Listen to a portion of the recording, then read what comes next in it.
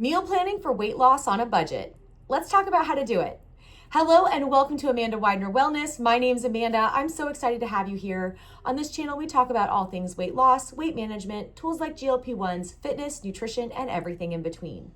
Today, I have some tips and tricks for how I remained in a budget while still purchasing the foods that I needed each week to help me on my wellness journey to losing 106 pounds over the past a little over a year, and how I'm continuing on that journey. But before I get into those tips and tricks, I do have a disclaimer. I am not a doctor or a healthcare provider, and while I am a personal trainer and group fitness instructor, I am not your personal trainer or group fitness instructor, so please speak with your doctor and wellness team before making any changes to your diet, exercise, or medication regimen. Everything on this channel is based on my opinions and experiences.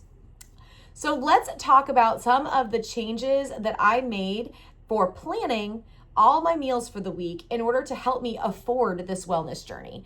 Because let's be honest, the foods that we want to purchase that are healthier or more nutrient dense often cost more at the grocery store.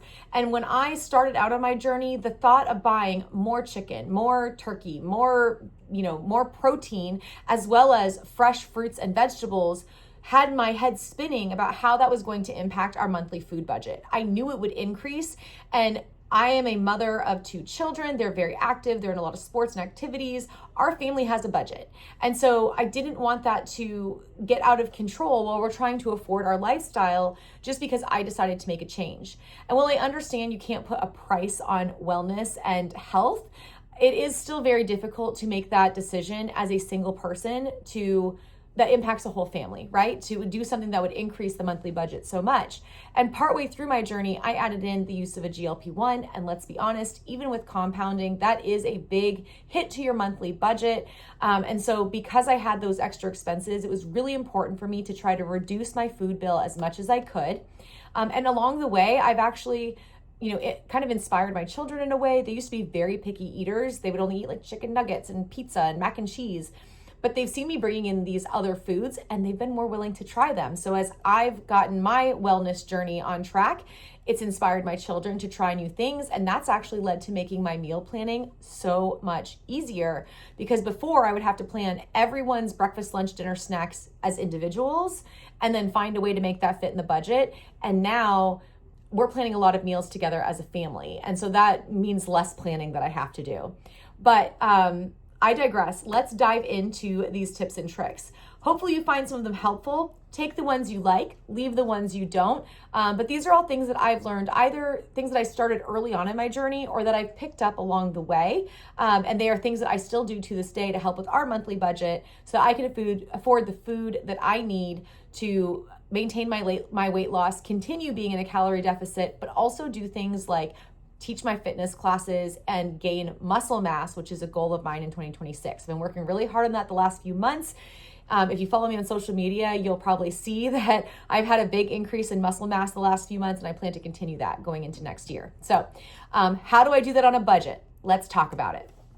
So the first thing is that when you sit down and think about your week ahead or your 2 weeks ahead, whatever you're planning for, you need to know what meals you're planning for. Are you planning for breakfast, lunch, snacks, dinners, desserts? Are you planning them all for everyone in your household as a group? Are you planning them for one person? Are you planning them for multiple people? Are you planning individual meals like I used to have to do? Or are there a couple of you who will eat the same things, right? So this is what you need to know when you're sitting down. So every Sunday, my husband and I sit down, we plan out our meals. And what I do is I put down breakfast, lunch, like I open up a note in my phone because I love notes, but you can do it however you want. But in my note, I'll have breakfast and then I'll put like each of our names and I'll plan out what our breakfast is. And then I do the same for lunch, each of our names, because I usually meal prep something for myself for lunch. My husband has something else for himself. And then my kids eat something. They have very different tastes, so they'll want different things for school lunches, and then they eat different foods on the weekends. When they're home on the weekend, they like a hot lunch, but when they're at school, they have a cold lunch. So I have to plan for all of that. And then we plan snacks as well as our dinners. And like I said, my kids now will eat a lot of the same dinners that my husband and I do. So maybe 4 out of the 7 nights we're eating the same thing as a family. And the other nights are usually like busy sports nights where my husband and I might be eating really late that night, but my kids can't wait that long. So they have to eat before they go to sports. So they'll have something different than us on those nights. And then I also plan desserts. So I might make something like cookies or like a nice dessert for our Sunday family dinner. And I put that on the list so that I know what I'm making. If I forget later in the week, I can go back to my list and see what I had thought I was going to make and what I had bought ingredients for. And so that's how I start out my planning, is just by making this list, and then I'm going to fill in the blanks. So the other thing to consider is if you're going to be freezing anything. So sometimes I will batch cook. If I'm going to be batch cooking that weekend, or like, meal prepping extra food to have on hand in case you want to change things up, know if you're going to be doing that so that you can plan for that as well. And I would put that at the bottom of my list: batch cooking soup or whatever, batch cooking pasta sauce, that sort of thing. So that's number one. The next thing that I do is look at my home and see what I already have that needs to be used, especially if it's something that is perishable. So if I have extra fruits or vegetables, or like sauces that are going to expire in my home, I want to check my refrigerator and see that and know that, and kind of like think about what I could turn those into meal-wise so that they get used up and not wasted. Not wasting fruits and vegetables and sauces really helps reduce your food bill. If you're only using, let's say, for example, I'm making like burrito bowls one week, right? If I'm making burrito bowls, I'm probably only going to use half a jar of salsa to put in my 6 bowls or 7 bowls, depending on how many I meal prep. So I'm still gonna have half a jar of salsa left over the next week. I don't want that to expire by having it just sit in my refrigerator for another week or two. So I could either use that as something for snacks, or I could use it for example, my husband loves meatloaf. I make a turkey version of meatloaf now, and we put salsa in it to kind of like give it extra flavor with the seasonings. And so I'll probably, if I have leftover salsa from my lunches, I'll probably be cooking that into a meatloaf the following week so that salsa doesn't go to waste. So I take an inventory of what's in my house, especially things that are getting ready to expire, so that they can be used into other recipes to plan for the week ahead. So take that inventory. It's a really, really big step into reducing your food waste, which helps your food budget. The next thing to consider are things like seasonal fruits and vegetables. Eating seasonably really helps to reduce your food budget. If you look at the price of, for example, strawberries. So strawberries in late spring is usually in season for most people in the United States. And so the price of strawberries is really affordable. I know at my local Publix, if I go there in like March, April, strawberries are going to be like 3 crates of strawberries for like $6.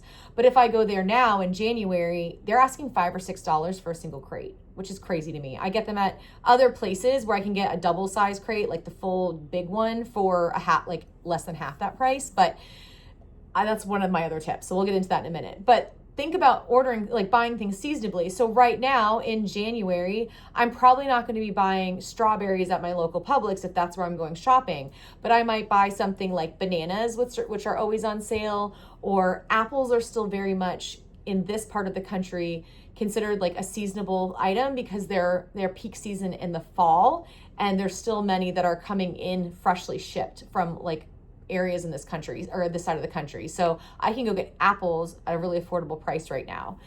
Same thing with vegetables. So vegetables often run seasonably.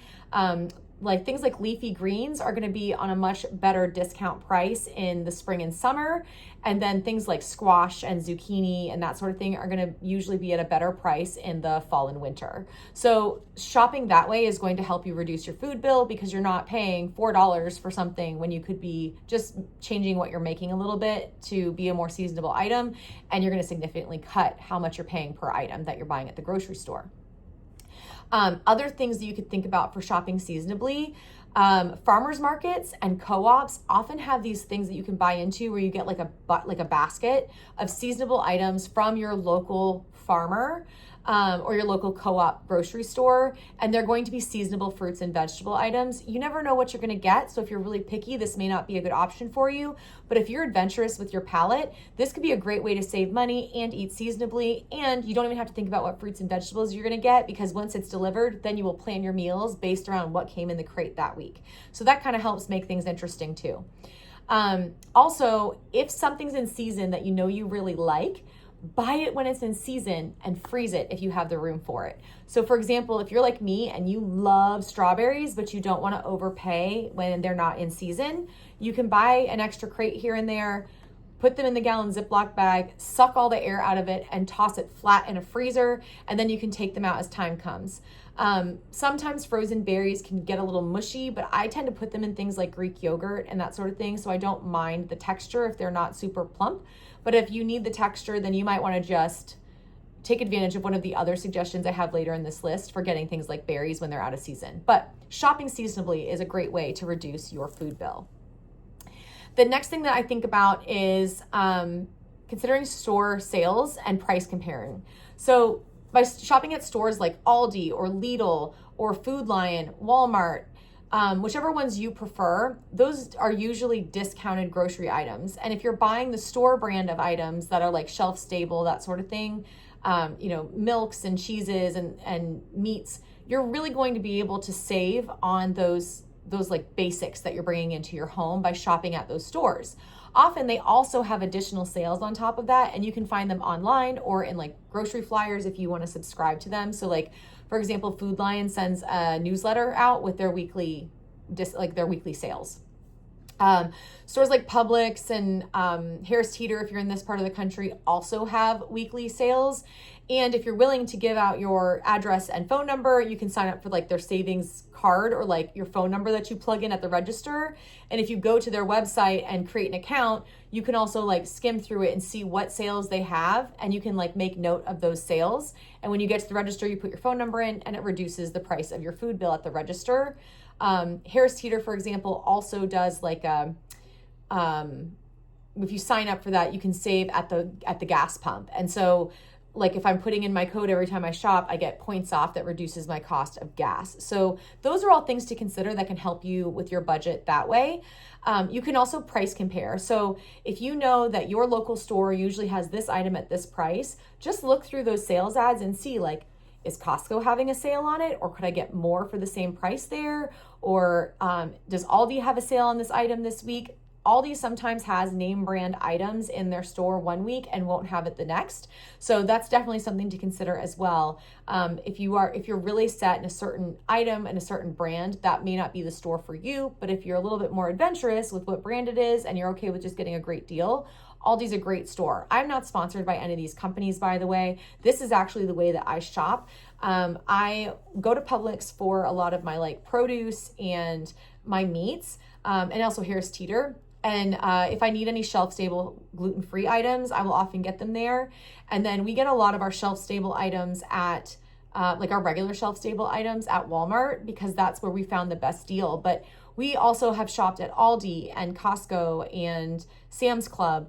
I have no problem shopping at other stores when I have the time to, if it's going to save our family a significant amount of money. Always consider gas and your time to get to these places before you commit to just like running all over town to a bunch of stores. But if I know that Aldi has several items I want one week, I'm going to go there and buy them. And then maybe the next week I'm not going to Aldi. So that's something else to consider too. But price comparison and store sales are a great way to get items that you need in your home at a really great price.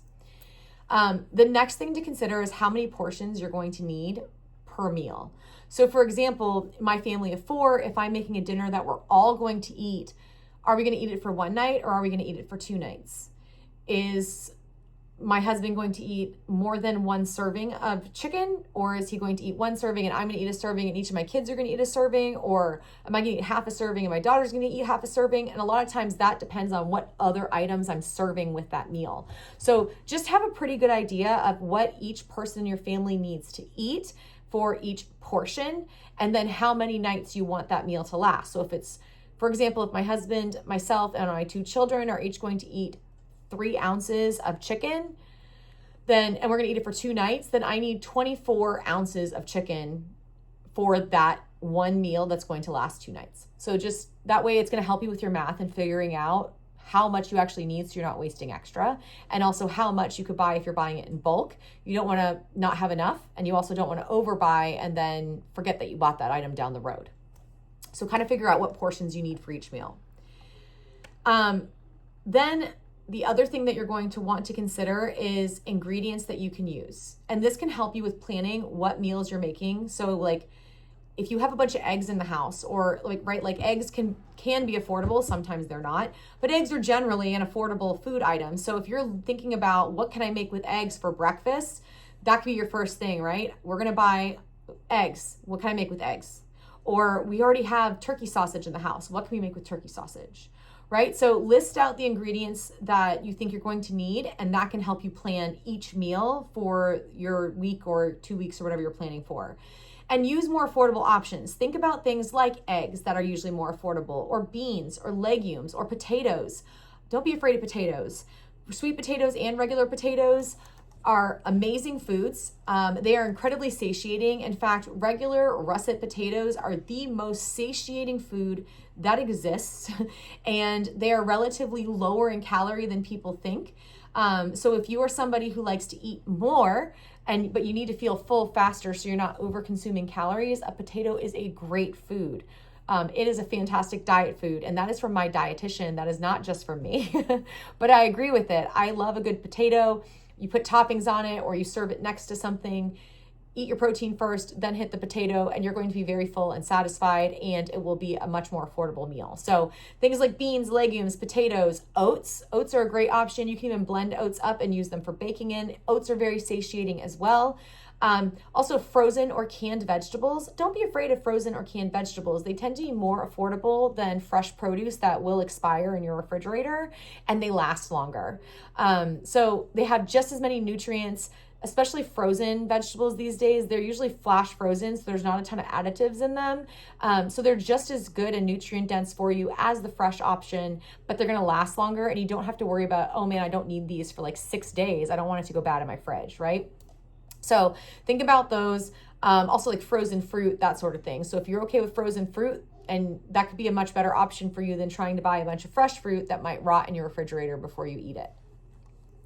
So once you have an idea of what meals you need, where you're getting your food from, how many portions you need, and like a base for what you're going to be making with each meal, then it's time to consider really affordable protein options, right? Protein in weight loss is one of the most expensive, budget-wise food items that we need, but we need it to help keep our body strong, to keep us full, and to help combat muscle loss. So if we're trying to increase our protein intake, we need protein in our diet, and it's better to get it from natural sources than things like protein shakes and that sort of thing. Not to mention protein shakes can be very expensive. So if you're not wanting to buy those extra things, you want a fresh protein source. So things like red meat and small packets of chicken can really eat into your budget, but there are ways to hit up protein sources that are a little bit more affordable. Things like Greek yogurt. Plain Greek yogurt, if it's store-bought, like store brand, is absolutely fine, and it's a fantastic source of protein. Cottage cheese, same thing. Store brand, it doesn't matter. Cottage cheese is a great source of protein. You can blend it up. I like to use an emulsion blender because I don't like the texture of cottage cheese.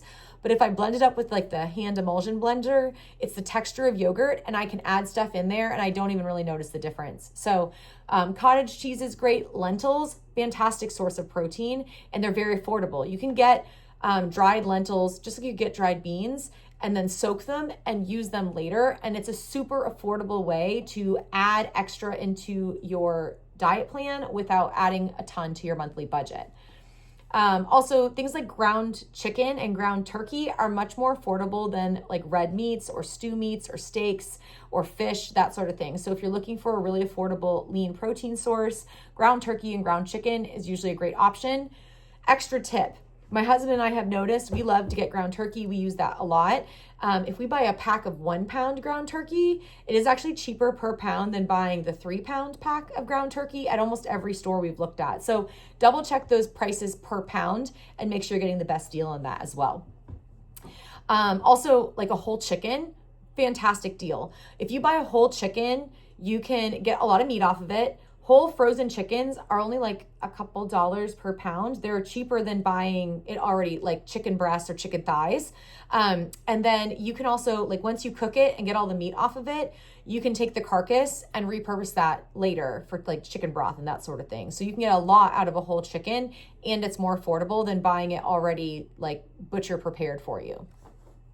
So consider those more affordable protein sources, and then consider more affordable protein or produce sources. So I was mentioning earlier to shop seasonably, but also consider things that are usually just in general more affordable. So things like bananas, apples, sometimes oranges, depends. Like whole watermelon, whole pineapple, when they're in season, potatoes, sweet potatoes, squash, green beans, carrots, broccoli. Those things are usually on the more affordable end of the fresh produce area. You can get them, you can prepare them and freeze them.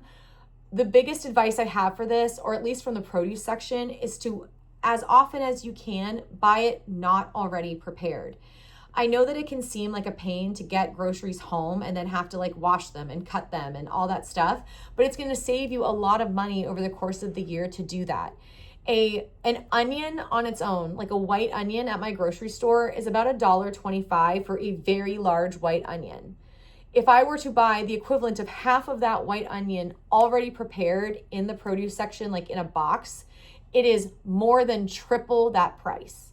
So if I'm buying multiple white onions every single week, over the course of the year, I'm saving a lot of money, and that's just one item on my grocery list. If I'm buying prepared watermelon, sometimes they will be charging me. This blew my mind this summer. My son loves watermelon, and I hate cutting up watermelon. A whole watermelon, like this size, was like $4 or $5. And when I went to the prepared section, they had 4 little triangles already sliced for $7. So you better believe I bought the whole watermelon and brought it home and cut it up, right? So just taking that extra step can save you a lot of money and help you get the foods that you're wanting without the extra expense. So as often as you can, prepare your food yourself. All right, so now you've got all of those considerations going on. The next thing you want to do is plan your meals. So considering what's in your refrigerator, you've looked at what's on sale at the stores, you kind of have an idea of like your bases for like what protein you might want to use and what like fruits and vegetables you want to consider. Then you can start planning your meals. So you could keep it simple. I've mentioned in previous videos, keep your meals simple, right? A protein, some fiber, and if you wanted some sort of starch, it could literally just be chicken, broccoli, a little bit of rice, chicken, broccoli, some legumes, right? That it could be simple. But if you want to make a recipe, if you're somebody who likes to cook, consider your basics and then add in from there to turn it into something bigger. So for example, if I know that ground turkey's on sale and broccoli's on sale and bell peppers are on sale, I'm gonna get all those things and I'm gonna turn it into either ground turkey stir fry or a burrito bowl or fajitas or something like that, or chili, right? I'm gonna buy those ingredients because they're on sale, they're a good price, they're full of nutrients that I need, and they're within my budget, and then I'm gonna turn them into a recipe based on what I found available to me. So think about all of those things and then plan your meals, your breakfast, your lunches, your snacks, your dinners, and your desserts, right? So now you've got a list of all of the meals you're going to make. Break those meals down and make an ingredient list. What do I need to make this meal? What do I need to make this meal? What do I need to make this meal? Remove the items that you already have in your home or like put a check mark next to them so you know you already have those, and now you have a shopping list, right, of the things that you need that are remaining. Don't be afraid of old school methods while you're making this plan. So old school methods are things like making your own chicken broth, right? So I mentioned that, buying a whole chicken, and then after you've like cooked it and you've taken like the breast, the thighs, and the legs off, you can take that carcass and any extra meat and put it in a pot with water and seasonings, boil it up, skim the top, and then strain it, and you've got chicken broth. It's not only more affordable than buying chicken broth at the grocery store, but it often has better flavor, and you can just store it in like a jar in your fridge to reuse for soups and seasonings later. There's plenty of videos here on YouTube that can show you how to do that if you're interested in it. Also, making your own like salad dressings or sauces, or your own, like if you buy like those packets of seasonings, like stew meat seasonings or taco seasoning packets, you can make that stuff at home if you have your own seasonings. Like taco seasoning packets are literally just like chili powder, paprika, cumin, garlic powder, onion powder, salt and pepper. Like that's really all that's in most of them. So you could make that at home if you already have it. Put it in a little, like a sandwich baggie or in a little container, and then save it for the next time you cook that recipe, and you've just saved yourself a couple dollars from not buying that packet. Also, things like canned tuna or buying meat in bulk, having your shelf staples like pasta, rice, canned vegetables, broths if you don't want to make them. Those shelf staples, buy those in bulk when they're on sale when you can. My husband and I bought a 20-pound bag of jasmine rice like 2 years ago, and we just put the last amount in our plastic containers. We have this like old rice container that we emptied it out, and I kept it because I thought it was pretty. And so we've been filling that container when it gets empty with what was in the 20-pound rice bag. That 20-pound rice bag was like $12, and it lasted us 2 years. So it's just a great way to have those shelf staples on hand, but to also save a lot of money on them. If we were buying a smaller like bag of rice, one of those like 1-pound bags of rice is only going to last us a few weeks, and then we're going to be buying another one. And by the time we bought 3 of those, we had already paid the equivalent of a 12-pound or a 20-pound bag of rice, right? So it's just another way to cut costs. And then also, if you have a green thumb, a counter herb garden can give you fresh herbs throughout the year. It will last a long time with very minimal startup costs.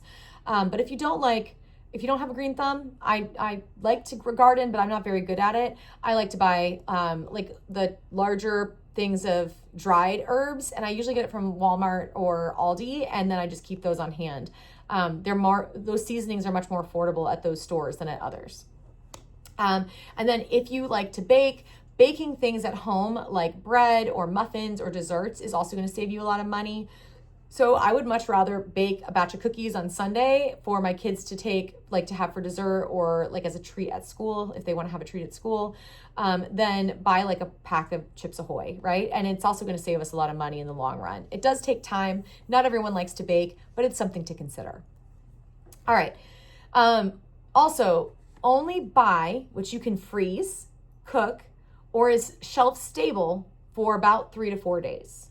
So this, for many people, is a struggle. We all live very busy lives, and going to the grocery stores multiple times a week can be very challenging. But if you are wanting fresh fruits and vegetables, or if you are like my husband and you're particular about your meat and you'll only eat some of it if it's like freshly from the store that day, you may need to plan a second trip to the store that week.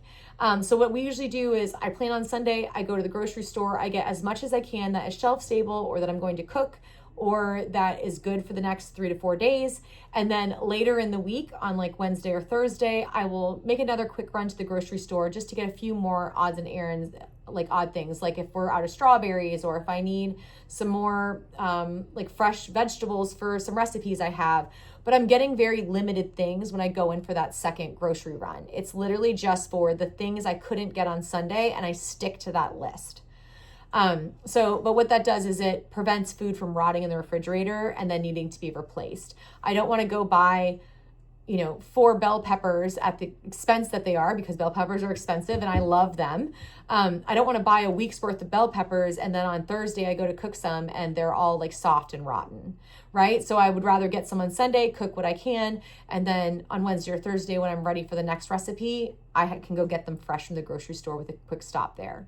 I know that's not going to work for everyone. Some of us don't live that close to a grocery store. If that's the case, think about planning your meals in ways that on the beginning of the week, you're using those fresh fruits and vegetables that are not shelf stable. And later in the week, you're using other things that are maybe frozen fruits and vegetables or like things that you froze on Sunday. If that's your meal prep day like me, like if we grocery shop on Sunday and I can't go back to the grocery store for the rest of the week, I'm going to use my fresh ingredients and all of the recipes that I'm cooking on Sunday or Monday, depending when I get to it. And then the back half of the week, when anything that would be sitting in the fridge would have rotted, I'm going to use frozen things instead. So I might have bought some fresh bell peppers, but I cut them up and froze them. Or maybe I just bought a bag of frozen bell peppers and onions, and I'm going to use that in my recipes for the back half of the week. So that's another strategy to help reduce waste and overall expense. If you tend to get palate fatigue, meaning if you eat the same thing every day. So for example, I meal prep my lunches. I usually make the same thing for 6 or 7 days and then I make something else. But there are times where I'll be on day 3 of eating something and I'm like, I cannot eat this again. that's when it's really helpful to have something that I have batch cooked ahead of time in my freezer. So if you have freezer space and you have the budget to do so, maybe make 2 different meals, freeze them, and then you can take out which one you want when the time comes to eat it. So it's almost like making your own frozen meals, right? Like your own like TV dinners, but you have them at home and they're fresh and you know that they're good ingredients. I know not everybody has a problem with palate fatigue, but many of us do. And if you're one of those people, this is a really great strategy. Or you can do what I like to do. If, for example, when we have rotisserie chicken, we usually have rotisserie chicken like once every couple weeks, sometimes more, depending on how busy we are. When I'll take that leftover rotisserie chicken the next day and I'll have it for lunch. So I won't eat what I meal prepped. I'll eat the leftovers and then I go back to my meal prep food the following day. And so that kind of breaks up what I've been eating so it's not so monotonous and it helps me fight that palate fatigue. So there's different ways that you can do that. But that way I'm also not wasting what's left of my chicken and it's getting consumed, and I can just freeze any extra meal prep foods that didn't get eaten when I thought they would. Don't be afraid of store savings and coupons. I know for many of us, we're like, ooh, coupons, but just saving up or like signing up for those like on their websites and so that you can put your phone number in for extra discounts. If you're okay with that, it's a great way to save money. For example, I shop at Publix. That's a big store here in the Southeast. I have gone on their website and put my phone number in. I very rarely actually go to the website and see what sales they're having. It's the most convenient grocery store for me. And even though it's not budgetarily where I would prefer to shop, it is the closest by at least 15 minutes. And so I shop there usually once a week. And so when I'm in there, I just put my phone number in, and just putting my phone number in usually brings the cost of my groceries down by a few dollars. There's usually sales in there that you don't see on the shelf. Like at Publix, they often have like buy one, get one, but if you only buy one, it's half the price. But they also have other like hidden sales that will only go if you plug your phone number in. So it's worth it if you're okay with giving out your phone number and your address to register at the grocery stores that you typically shop at, to put that information in so when you're at the register, you can save a few extra dollars. If you are not opposed to couponing, go on their websites, see what coupons are available, check out your favorite name brand's manufacturer website. So if you're like a big cereal person, maybe you're gonna go to the General Mills website and see what coupons they have that week and coupon. We live in a tough economy. Don't be afraid to coupon. I'm not saying be an extreme couponer, if you remember that show, but if you can save us a few dollars here and there, it makes a big difference over the cost of the year with making sure that your budget is affordable so you can eat the foods that you need to hit your goals. And then the last tip that I wanted to give you is if you are someone who is going to need supplements like multivitamins, protein shakes, protein snack bars, that sort of thing, especially if you're someone on a GLP-1 who's having a hard time finding an appetite, but you know that you need a protein source, but you need to stay in a budget, please bargain shop for these.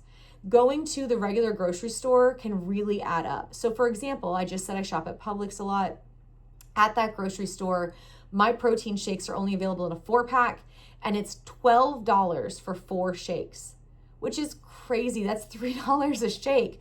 But if I get them online, I can actually get them for like $2 a shake. So that significantly reduces the cost per item, which adds up over the course of the year with how I drink one of those every day. So that really, that savings really matters over the course of a year, 2 years, 3 years down the road. Supplements and things, you can often find like multivitamins. Even if you have a specific brand you like, you can often find deals at different stores every week. So if this is the week that you need to replace your multivitamin, don't just go in your store and see, oh, they're not on sale this week, I'm gonna have to spend extra money on it.